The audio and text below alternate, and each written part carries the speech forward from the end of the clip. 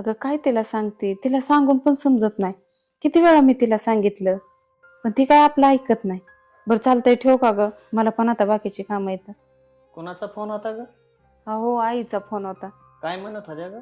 अहो माझी बारकी बहीण नाही का, तिचं सांगत होती ती, तिला एवढ्या चांगल्या घरी दिली आणि ती कुशाल तिथं काम करायला नको म्हणते.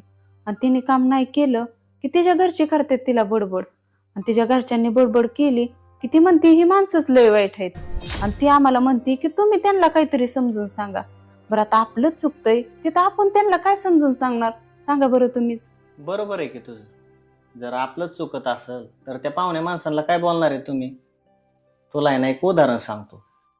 जर सुगरण चांगली असेल का नाही, तर ती कडू कारल्याची भाजी सुद्धा गोड बनवू शकते. आणि जर सुगरण जर चांगली नसेल ना, तर ती पनीरची भाजी सुद्धा कडू बनवू शकते. अगदी तसंच आहे अगं प्रपंचामध्ये सुद्धा. जर ती मुलगी ना खरीच प्रपंचिक असेल, तिला परिस्थितीची जर जाण असेल ना, तर ती झोपडीपासून महालापर्यंत नेऊ शकते. आणि जर तिला परिस्थितीची जाणच नसेल, तिला प्रपंच करायचाच नसेल, काम करायचंच नसेल ना, तर ती महालापासून झोपडीपर्यंत कधी येईल हे कधीच कळणार नाही. आणि त्यासाठी ना मुलींनी सुद्धा प्रपंचामध्ये तितकाच हातभार लावला पाहिजे जितका तिचा मालक लावतो. तेव्हाच हा प्रपंचाचा गाडा पुढे जात असतो.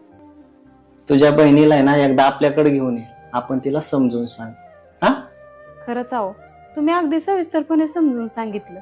तिला एक दिवशी आपल्या इथं बोलवून घेते, मग आपण सगळे मिळून तिला समजून सांगूया. हा, चालेल.